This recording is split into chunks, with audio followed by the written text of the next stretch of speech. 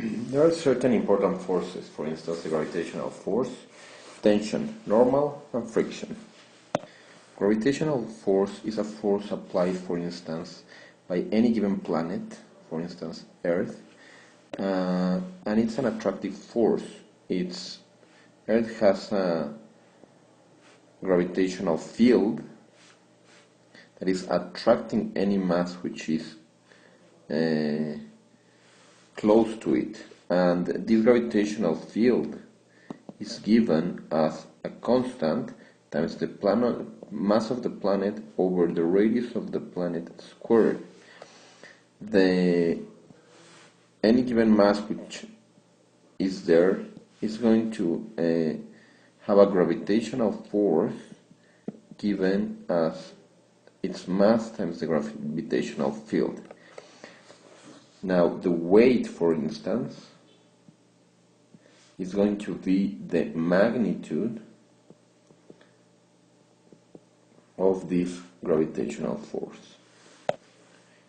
Tension, for instance, is a force that is happening in any given string or beam, and it goes in the direction of the string or beam. The normal force is a force of contact. It happens when there is a contact between two surfaces. So, for instance, if there is a surface and there is a contact between another surface, normal is going to be called normal because it's perpendicular or normal to the surface. For instance, in this case, it goes towards this direction.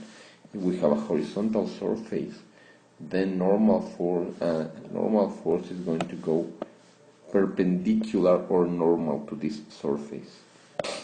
Friction is a force that happens when there is this contact, and if the normal force goes towards perpendicular, friction goes parallel, and friction is going to be given, for instance, as the coefficient of friction times normal. We have two kinds of friction: the kinetic friction, that is happening when a body is moving, and the static, when the body is not moving, the static friction.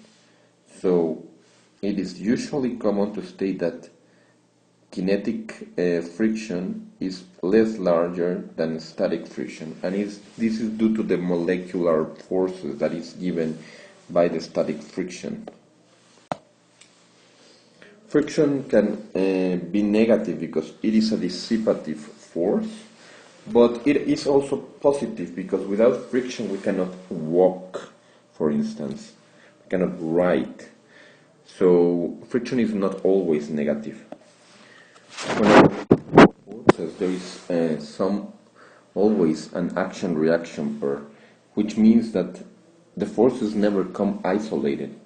Actually, the action force is going to be equal in magnitude to the reaction and equal in nature as well, but with different direction.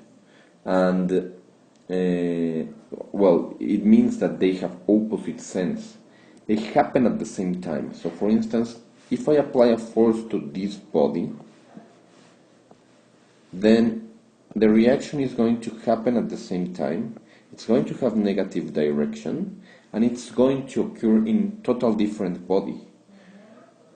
This is the reason why these two action-reaction pairs, although they have the same magnitude and different direction, if we sum them up, they could cancel, but we cannot sum them up because they occur at different bodies.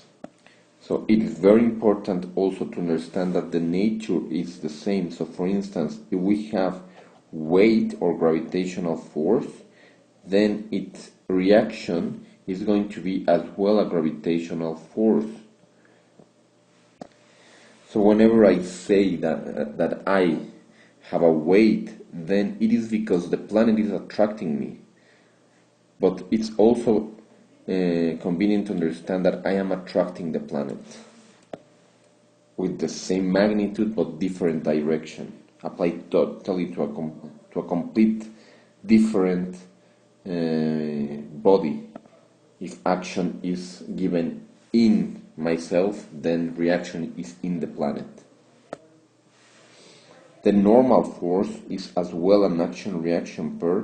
A normal force action will have a normal reaction. So for instance, if I exert a normal or perpendicular force to any given body, it will reply, or the body will reply with the same magnitude, different direction, and it's going to be a contact or normal force. And it happens as well with friction, for instance. The reaction of friction is a friction per se.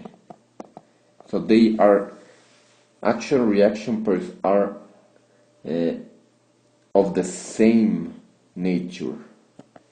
So remember, we have discussed the important forces: gravitational force, tension, normal, friction, and how these are related with the action-reaction.